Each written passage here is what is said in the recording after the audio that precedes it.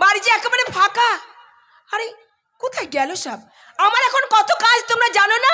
এখন এখানকার কাজ সেরে আমাকে যে ছি ছি ছি ছি, ফুল তুলি না জল তুলি, কাজের বেলায় সব বলি। কোথায় যে যেতে হবে সেইটাই তো ভুলে গেছি। আরে তোকে যেতে হবে আম বাগানে। ঠিক ঠিক বলেছো গো ডাক্তার বাবু, ফুল তুলি না জল তুলি, কাজের বেলায় সব বলি। এখন আমার সব মনে পড়ে গেছে। যাক বাবা, তাহলে তোর মনে পড়েছে। হ্যাঁ গো ডাক্তার বাবু, সব মনে পড়ে গেছে। বড় মা কত শখ করে আমার কাছে কাঁচা আম খেতে চেয়েছিল, তাই আমাকে এখন আম বাগানে যেতে হবে আম পাড়তে। তা আমার চেম্বারটা পরিষ্কার করেছিস? হ্যাঁ গো ডাক্তার বাবু, ভালো করে ধুয়ে মুছে তোমার চেম্বারটা একবারে ঝকঝকে করে দিয়েছি। দিনের পর দিন আমার লেখা প্রেসক্রিপশন নিয়ে লোককে ওষুধ দিচ্ছিস, আমি বাইরে গেলে ব্যাগটাও নিয়ে যাচ্ছিস, অথচ তোকে টাকা পয়সা দিতে এলে তুই নিস না। হ্যাঁ রে মা, বিনা পয়সায় এসব করে তোর কি লাভ? ভালো লাগে গো ডাক্তার বাবু, ভালো লাগে। তোমার সঙ্গে ঘুরে ঘুরে এই গ্রামের মানুষদের সেবা করতে আমার খুব ভালো লাগে। আর মানুষ হয়ে মানুষের সেবা করাটাই তো ধর্ম, তাই না? হ্যাঁ, তুই একদম ঠিক বলেছিস রে মা, তুই একদম ঠিক বলেছিস। কিন্তু তুই কি জানিস এ যুগে কতজন মানুষ নিঃস্বার্থ সেবা করে? যারা করে না তারা ভুল করে, কিন্তু আমি জেনে বুঝে সেই ভুলটা করতে যাবো কেন বলে তো ডাক্তার বাবু? বাহ, ওর সাথে কোথায় পারা যাবে না। এখন বলতো তার খবর কি? তুমি কার কথা বলছো গো ডাক্তার বাবু? কেন, যার জন্য দিনরাত তুই শুধু স্বপ্ন দেখে যাস, হ্যাঁ লজ্জায় তোর মুখটা রাঙা হয়ে উঠে। ডাক্তার বাবু, তুমি না সত্যি। হ্যাঁ রে মা, হ্যাঁ, তোর যে বিয়ের বয়স হয়ে এলো, তাই তো এই বিশ্বজিৎ বাবুর ছেলে সিদ্ধার্থকে বিয়ে করে তোকে তো সংসারী হতে হবে। একদম ঠিক কথা বলেছো ডাক্তার দাদা। তা হ্যাঁ রে, তুই ওকে জানিয়েছিস তোর মনের কথা? না গো ডাক্তার বাবু, আমি যতবার সিদ্ধার্থ সামনে গিয়ে দাঁড়িয়েছি কথাটা বলবো বলে, কিন্তু বারবার কথাটা বলতে গিয়ে বলতে পারিনি। ছে কি? আমারও পরাণু যাহা তুমি তাই গো, আমারও পরাণু যাহা তোমা ছাড়া এই জগতে মোর কেহ নাই, কিছু নাই গো, আমারও পরাণু যাহা তুমি তাই গো, আমারও পরাণু না না, এরকম করলে চলবে না, এরকম করলে চলবে না মা। রোগী এসে আমায় যদি রোগের কথা না বলে আমি ওষুধ দিতে পারবো? তুই যে সিদ্ধার্থকে মনে মনে ভালোবাসিস সেটা তো তাকে জানাতে হবে, তা না হলে তোর ভালোবাসা যে অসম্পূর্ণ থেকে যাবে। কি বলছো গো ডাক্তার বাবু? হ্যাঁ রে, হ্যাঁ। কত প্রেম মাঝপথে থেমে যায়, করে যায়, খবর রাখে তার। বলো না গো ডাক্তার বাবু, তুমিও কথা বলো না। আমি যে ব্যর্থ প্রেমের ব্যাকুলতা সইতে পারবো না। আমি যে চোখ বন্ধ করে দেখতে পাই সিদ্ধার্থ দা এক চিলতে সিঁদুর আমার স্মৃতিতে, ওর দেওয়া শাখা ফল আমার হাতে। আমি যে ওকে নিয়ে ছোট্ট একটা পাতার ঘরে সুখী সংসার করতে চাই গো ডাক্তার বাবু, সুখী সংসার করতে চাই।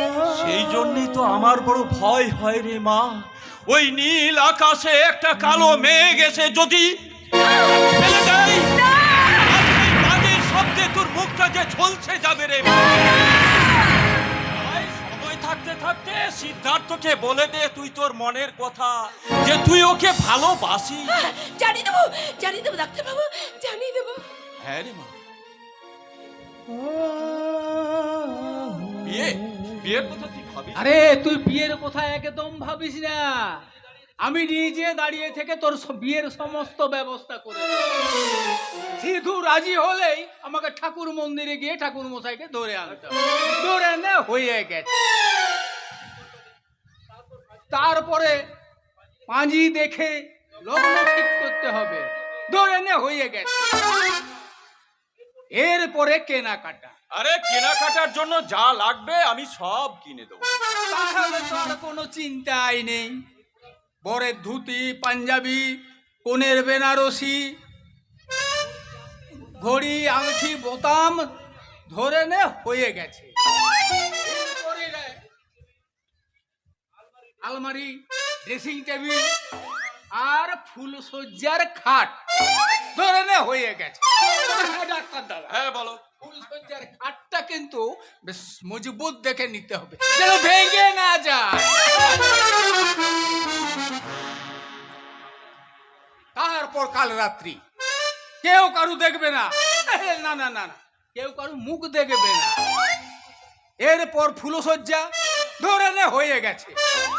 আর ফুলসজ্জা হয়ে গেলে তোর যে আর সময় নষ্ট করবি না সেটা আমি ভালো করেই জানি। 10 মাস 10 দিন যেতে না যেতেই মা মা করে বাচ্চা ধরে নে হয়ে গেছে। কি হালাগা কি হালাগা, আরে চম্পা চামেলি, আরে তোরা সব ঢোল বাজালো, ঢোল বাজা। চাঁদের কানা, আরে থাকতে দিল না, রে থাকতে দিল না, কানার চামানি তোমার কাছে দিল না, গা কাছে দিল না, কানার চামানি তোমার কাছে দিল না, গা কাছে দিল না, চাঁদের কানা গজে থাকতে দিল না, গা থাকতে দিল না। আরে কই রে?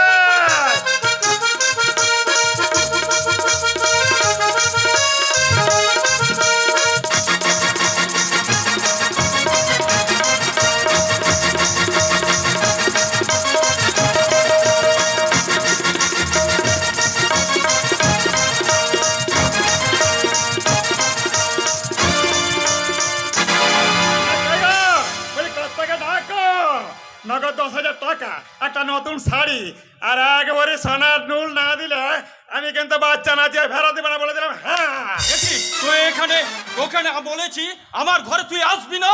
কেন রে দাদা, কেন রে? তুই তোর ঘরে আমাকে আসতে বারণ করছিস কেন শুনে? কারণ তোর মুখ দেখতে ইচ্ছে করে না বলে। হ্যাঁ? তোর মতো শয়তান যেখানে যাবে সেখানকার বাতাসে সাথে সাথ বিষ ঢুকে যাবে। এটা একদম হক কথা বলেছিস রে দাদা, একদম হক কথা বলেছিস। ছাড় পোকা, ছাড় পোকা রে দাদা, ছাড় পোকা দেখেছিস? সেই ছাড় পোকাটা ওই গরিব লোকের ঘরেই থাক আর বড় লোক ঘরেই থাক, সুযোগ পেলেছে না বংশ বিস্তার করেই চলবে রে। তাই তো বলছি রে দাদা, আমার বিরুদ্ধে যাবি না, তাহলে কিন্তু তোকে পচা ডবাই চুবিয়ে বাচ্চা নাচিয়ে ছেড়ে দেবো। হ্যাঁ তুই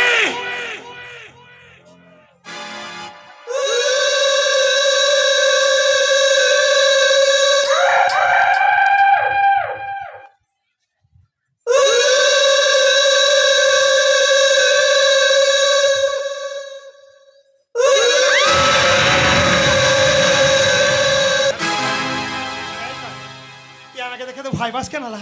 কেন ভয় পাস বলতে পারছি না লা? আরে বাবা, তোর তো যা আছে আর আমার তো তাই আছে নাকি?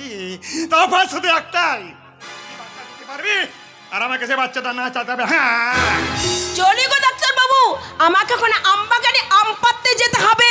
এই দেখ, এইটাই হলো গিয়ে তোর দোষ। বলছি এমন সুন্দর কথাটা বানিয়েছিস, তাই গায়ে পড়ে থাকে শুধু শুধু কথাটা নষ্ট করছিস কেন লা? আমি তো তোকে কতবার বললাম, আরে চল না, চল আমার সঙ্গে শহরে চল, শহরে চল, তোকে এখন একটা বাবু ধরিয়ে দেব, তাতে তোরও দুটো রোজগার হবে আর আমারও একটা হিলে হয়ে যাবে। মহারানী, ওই কথাটা যদি তোমার মুখে আর একবার শুনি না, তাহলে লাথি মেরে তোমার মুখটা আমি ভেঙে দেব। তোরা ঢোল বাজালো, ঢোল বাজা। মহারানী, আমি গোখর সাপ, বাবারে। ছুতে এলে ছবল খাবে, আর এক ছবলেই নামের আগে চন্দ্রবিন্দুর চাঁদ বসে যাবে। কি বসে যাবে? চন্দ্রবিন্দুর চাঁদ। ঢোল বাজালো, ঢোল বাজা। সে তুমি যত ইচ্ছা ঢোল বাজা মহারানী, কিন্তু ভুল করে তুমি আমাকে বাজাতে এসো না। তুমি আমার লক্ষ্মী রূপটা দেখেছো, দরকার হলে তুমি আমার কালী রূপটা দেখবে। ফুল তুলি না জল তুলি, কাজের বেলায় সব ভুলি। চলি গো ডাক্তার বাবু, চলি। আরে কই?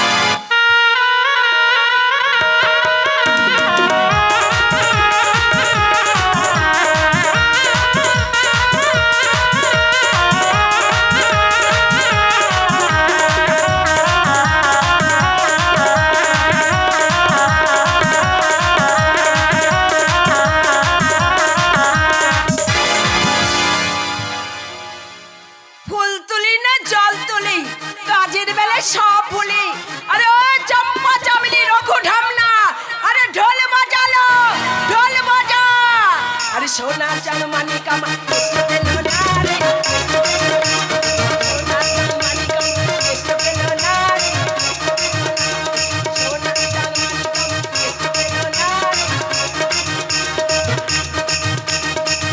আরে চম্পা চামেলি রঘু ঢাউনা, আরে ঢোল বাজালো, ঢোল বাজা।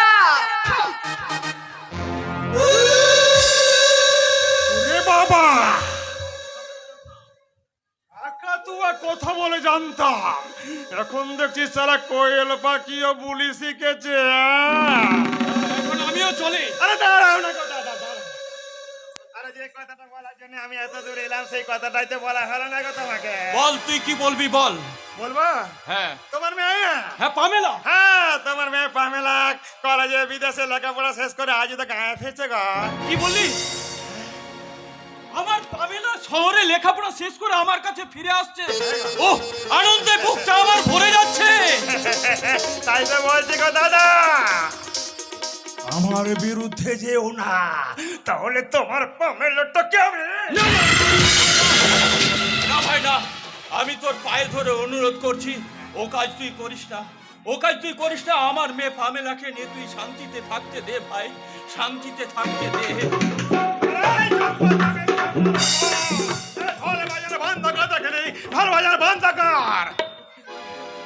আরে আমার দাদা এখন আমাকে কিছু বলবে?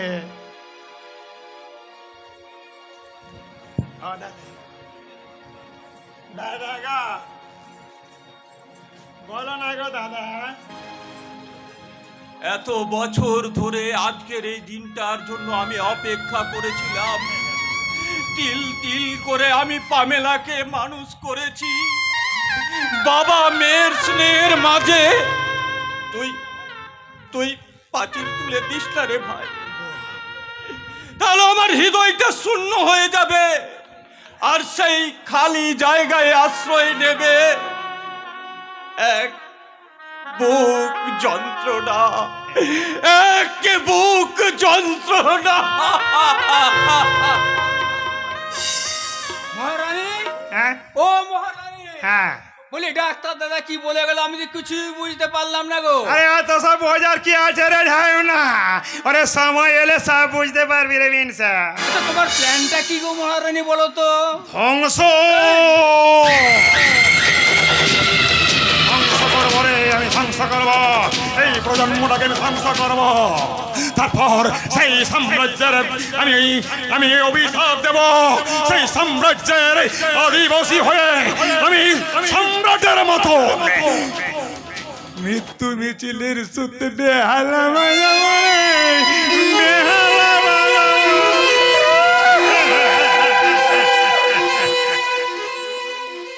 আমি মহারানী, আমি শান্তির জগৎ থেকে, শান্তির পচা গলা নর্দমা থেকে সমস্ত মৃতদেহগুলোকে টেনে তুলে নিয়ে আসবো। দুর্গন্ধ দুর্গন্ধ চারিদিকে দুর্গন্ধ ছড়ে যাবে।